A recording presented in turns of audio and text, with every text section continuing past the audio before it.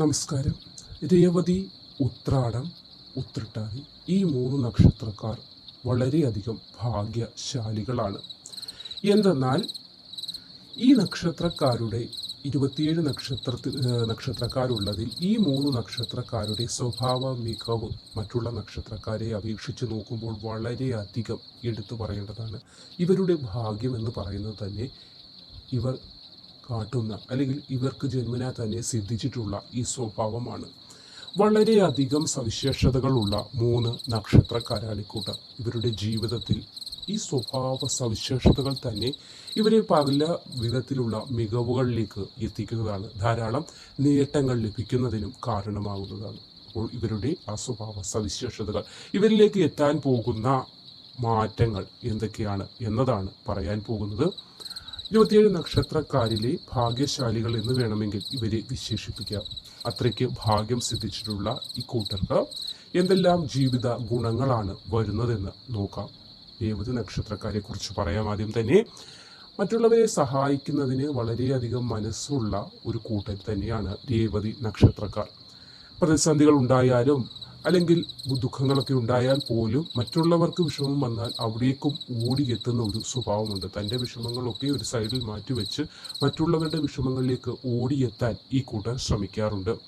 അതേപോലെ ക്ഷമ വളരെയധികം എടുത്തു പറയേണ്ടതാണ് രേവതി നക്ഷത്രക്കാർക്ക്. ഏത് കാര്യത്തിലും വളരെയധികം ക്ഷമയുള്ളതിനാൽ തന്നെ വിജയം ഇവർക്ക് സുനിശ്ചിതമായിരിക്കും.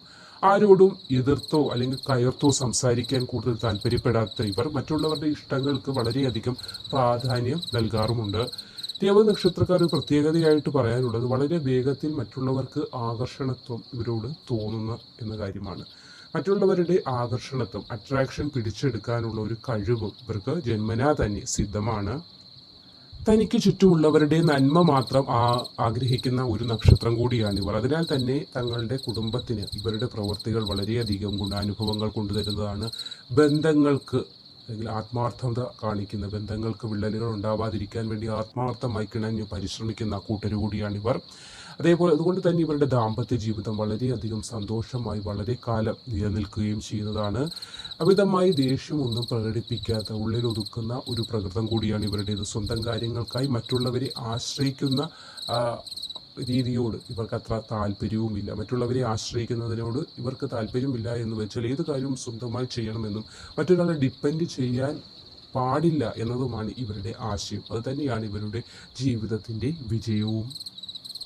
ഉത്രാടമാണ് അടുത്ത നക്ഷത്രം. ഉത്രാട നക്ഷത്രക്കാര് മാന്യമായി പെരുമാറാൻ അറിയുന്ന ഒരു കൂട്ടർ തന്നെയാണ്. എളിമയോട് സംസാരിക്കും. അതുകൊണ്ട് തന്നെ മറ്റുള്ളവരുടെ ഇഷ്ടങ്ങളും സ്നേഹവും ഒക്കെ വേഗം പിടിച്ചുപറ്റാൻ സാധിക്കും.